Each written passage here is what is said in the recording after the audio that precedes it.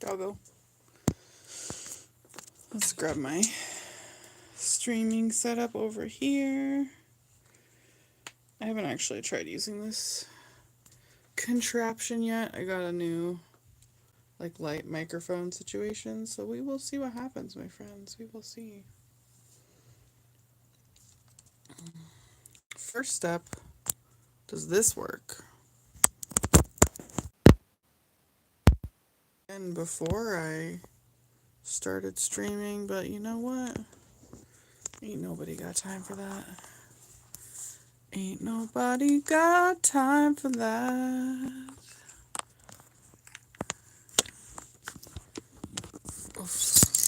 Alright. Hello, my friend. Please, if it is working, tell me if the audio is working. Anyone and everyone, please tell me if the audio is working. I don't know. Audio? Can you hear me? We don't know. It's a whole situation. Alright, for while we get the audio set up, let's look at a dog. Look at that. What could be cuter than a dog? What could be cuter than a dog and a microphone? Oh yeah. Gotta love the microphone just falling in view. Wish that didn't happen, but I haven't figured out how to fix it yet. Alright. We have our little light set up. Alright. Oh, nice. For some reason it's upside down. I don't really understand why. But you know what? We're just gonna work with it because I cannot really be bothered. If it's incredibly awkward, you can just tell me. Oh, except for I can't see your lovely, lovely comments. So hopefully we'll figure out a way for everyone to look directly at my dog hair covered body. And for there to be a butt. Okay, well we have to get this butt in the shot. It's very important. Can you tell I haven't done this before? Can you tell that I haven't done this before? Can anybody hear me? Audio? Okay, anybody? What's the audio situation, my friends? What is the audio situation, my friends? Can anybody hear me? Anybody? Can I even see the chat? Oh yeah. There we go. Now we can see it. Let's try this. Can you hear me now? At this point I have no idea what the audio situation is, so I'm just gonna peruse some books and have a dog butt. Look at these little paws. Look at these. Look at this little paw right here. How could you not just love this little paw? Yeah. Should I type things in the chat? Can I type things in the chat from my phone? I'm on my phone. If you can't tell from the rest of the chaos.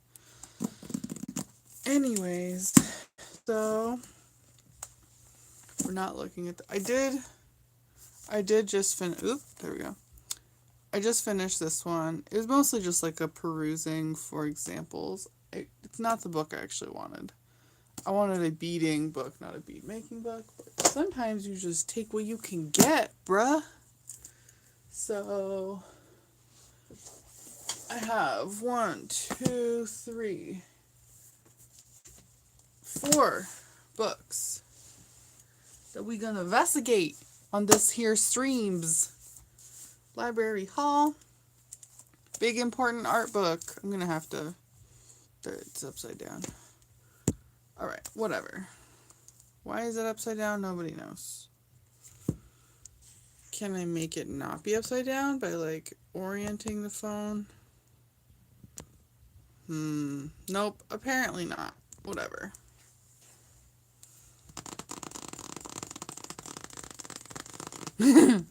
There, now we got a doggo.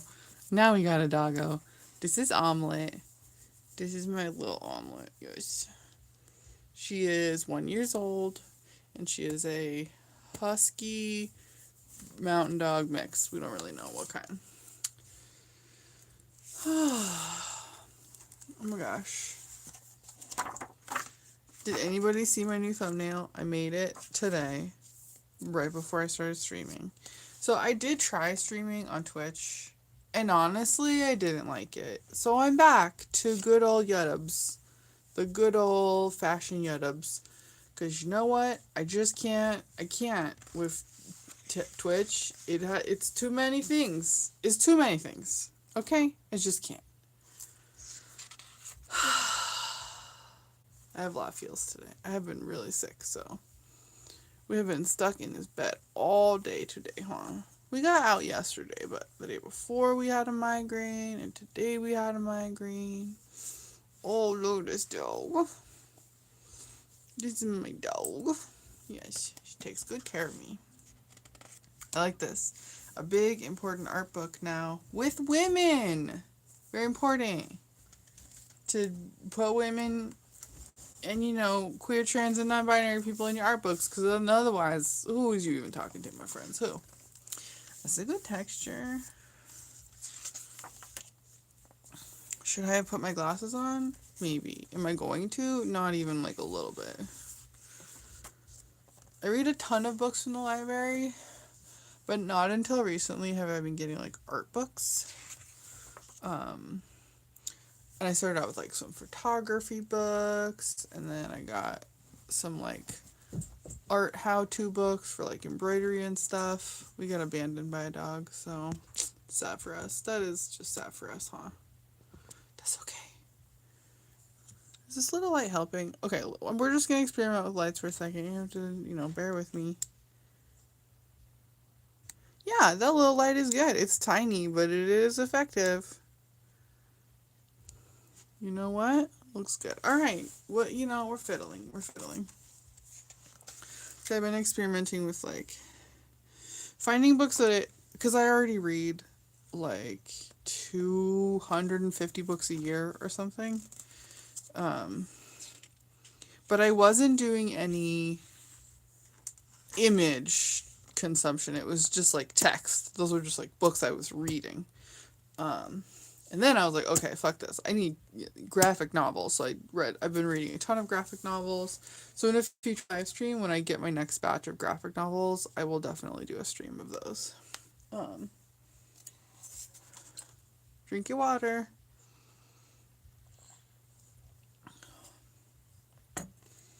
Also, if you have chocolate milk that you made yourself from dry milk, chocolate powder, water, and a little bit of cream because it's all you had, you should drink that too.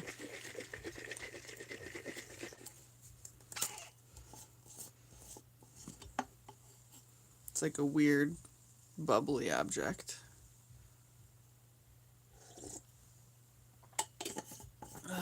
Is it the best chocolate milk ever? No, not even close. But it's what we have. So, play with portraits.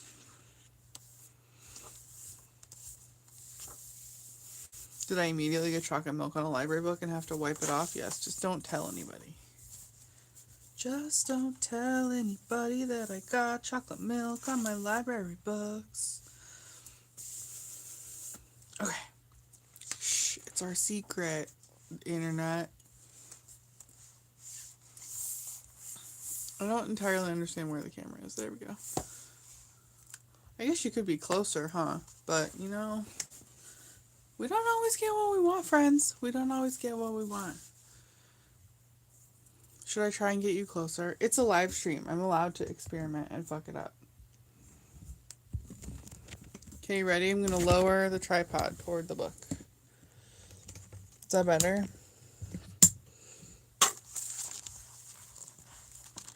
Alright. Thank you for participating in my experimentation. It really irritates me that the camera's upside down. I have no idea how to fix it. It's So we're just gonna have upside down books. Because I have no idea how to fix it. Maybe if I take it out of the holster. Okay, there we go. Now when I put it back down, theoretically. No! YouTube! Stop doing this to me, my love. Stop it. Just watch utter chaos and see while I try to fix a problem and meanwhile cause more problems. Does that sound like a good plan?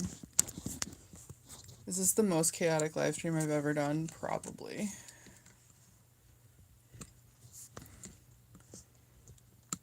There, okay. We're getting somewhere now. We're getting somewhere. We have light. We have upright cameras.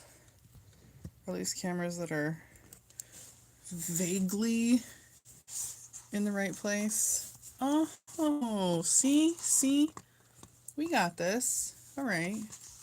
Maybe if I could get like a little bit of height. Okay, I know. I'm asking a lot. Okay, see? Now we got it. Now we know what we're doing. Thank you, Annie Kevins, for participating in my how to fucking do a camera.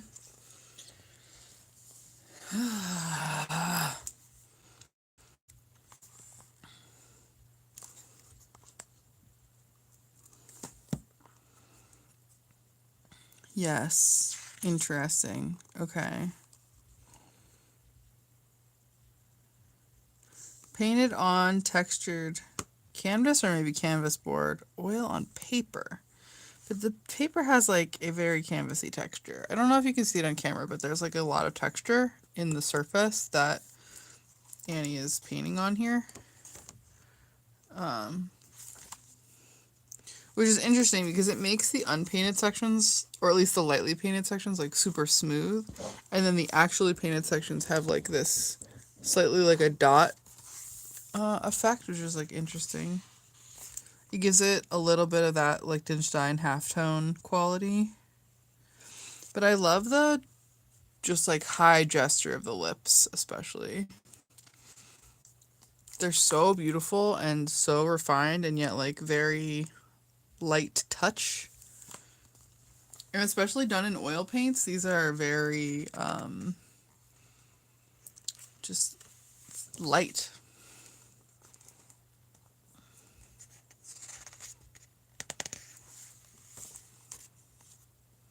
All right, now we're looking at Naomi Okuba. Naomi Okuba, born in 1985 in Japan. First off, the colors. Heck yes. Yes, these colors are a thing. Then the textures really pop out at me. Like nothing is smooth. The wall is not smooth. The frames are not smooth.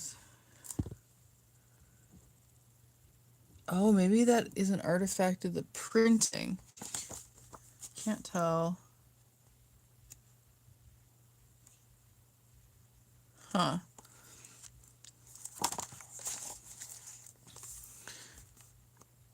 I love the combinations of colors and the person in the same person in the multiple places. Let's see, these are acrylic on cotton. So likely done on like a stretched canvas. They almost have a collage quality, like some of this feels cut out and like pasted on, which is interesting since it's done in acrylic. It has a very like digital art aware quality.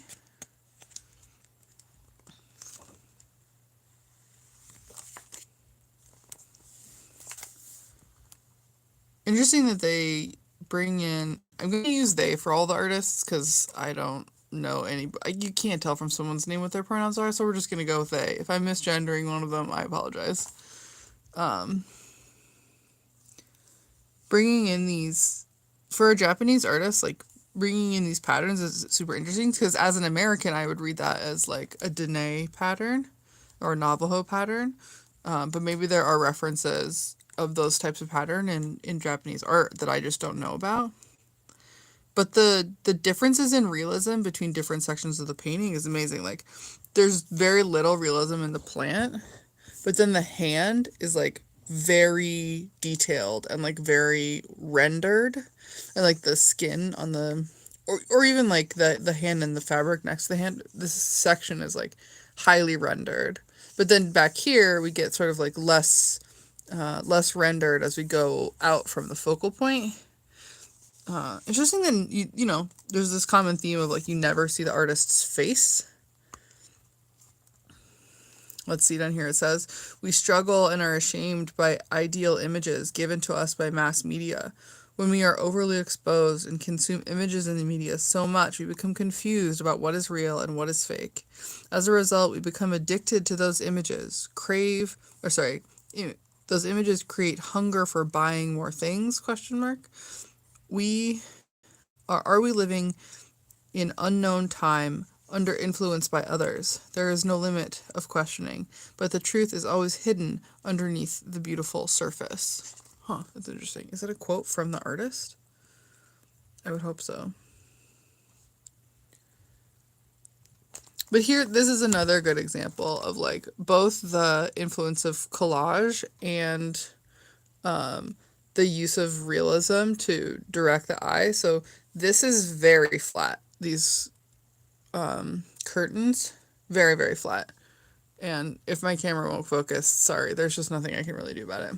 So just know that what you're seeing on the camera is just it's less detailed than what you see in the book. And the book is already a representation of the painting itself. So we're seeing, you're seeing a copy of a copy, and I'm seeing a copy of the original.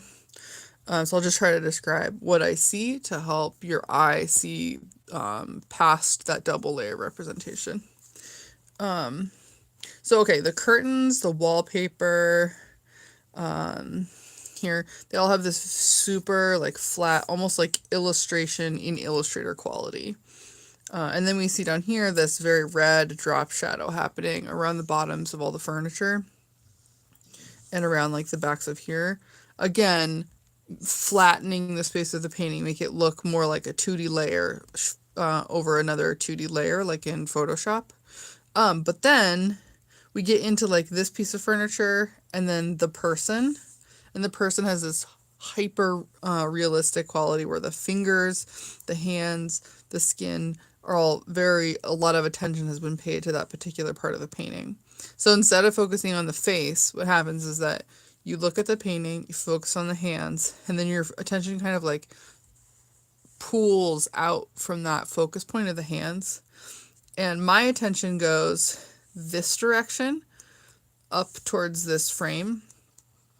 So it sort of meanders like through this pink area and these flowers, and then like up here. I wonder why. And then I come down. So the angle, so there's this like 3 points of the painting that my eye goes to. I like move up here, and then I move down here, and then I just sort of like meander around for patterns, or through the patterns, not for patterns. Again, we're talking about Naomi Okuba, born 1985, Japan. And these are all acrylic on cotton, all of these paintings that we're looking at right now. Again, yeah, the background, the tree, all almost look to me as though they're in like a blurry, up pixeled image, like a slightly pixelated image you would see online.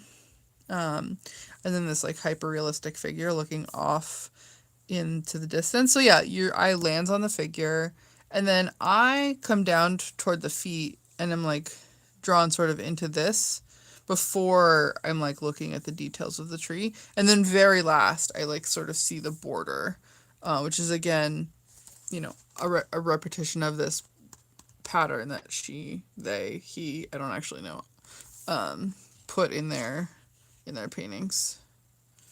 Interesting. Interesting. Sometimes the figure is turned away, and sometimes their face is just covered. Although this one has less of that usage of hyperrealism to direct the... Is this painting older? Okay, yeah. Okay, so this painting is slightly older. And again, you might not be able to see it on camera, but the level of rendering across the entire painting is more equal. So it has like a slightly less high quality rendering across the entire surface. It feels, the rendering style feels more unified here, but here the rendering style is much less unified, but I feel like this is more interesting. So the depth comes from the amount of rendering intensity. This painting has like slightly less depth to it than the paintings that come later. But those same ideas are like starting to evolve here. Let's see, this one is 2005. These both of these are 2005. So groups of figures. Interesting in this. Oh, this is beautiful. Okay, so this top painting is actually represented here within the body of the bottom painting. So this is like I would assume this is a painting of like a critique or a gallery show or something where the artist themselves is sort of moving throughout the space, experiencing the previous painting. That's a great inset. I have seen artists use this kind of idea before. But yeah, this one is, it's very evocative. It makes you feel sort of more drawn to both paintings as a pair to have this one contain the previous painting. Oh, I see chats finally. Hi. Okay. Who are we? Okay, so new painter. Is this whole book painters? I'm gonna be mad at this entire book is painters. No, there are sculptors in here too. Great. Catherine Graffam, something like that. Graffam. Born in 1993 in the U.S. Women are badasses. We can do anything.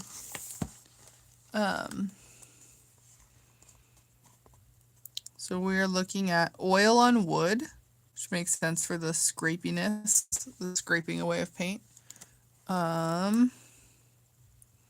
This is called Head High, Tears Dried. So this is from 2015.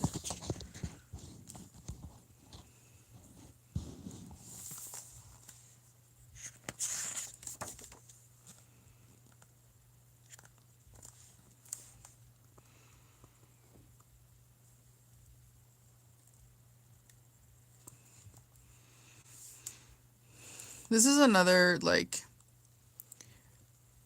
when people ask about, like, why painting matters now, one of the reasons it still matters is that, like, as people's exposure to different kinds of culture change, the kinds of paintings that they make change.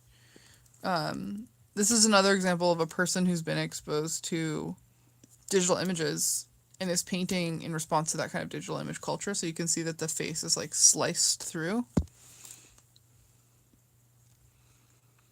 You know, which could be a direct reference to collage, but also to digital imagery.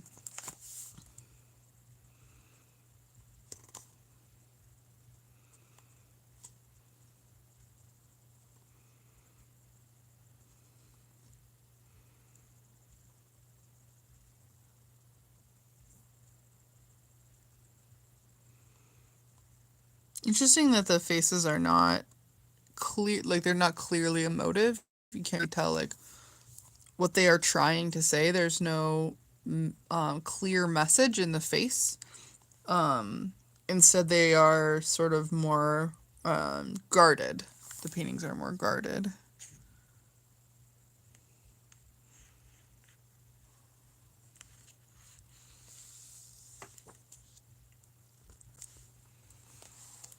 Even shrouded, as in the first painting as well, the figures are like semi-shrouded.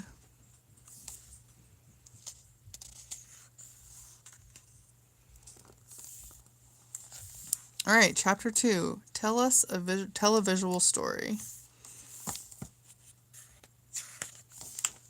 I like the curation of this book so far. Big important art book.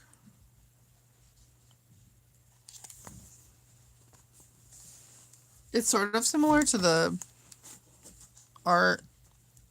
What was that YouTube channel called that had a book about like doing different art projects? So the book is about those artists, but it also contains these projects that lets you. It gives you like projects to do. Esther Pearl Watson. All right, we're gonna pause on this page really quick, and I will be back in 1 second. BRB.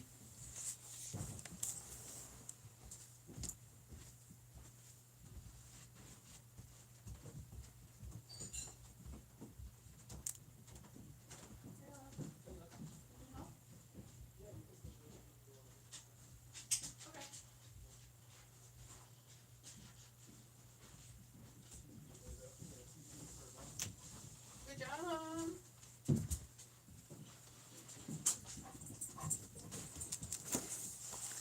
Hey y'all, I need to put groceries away, so I will be back in the future. Bye.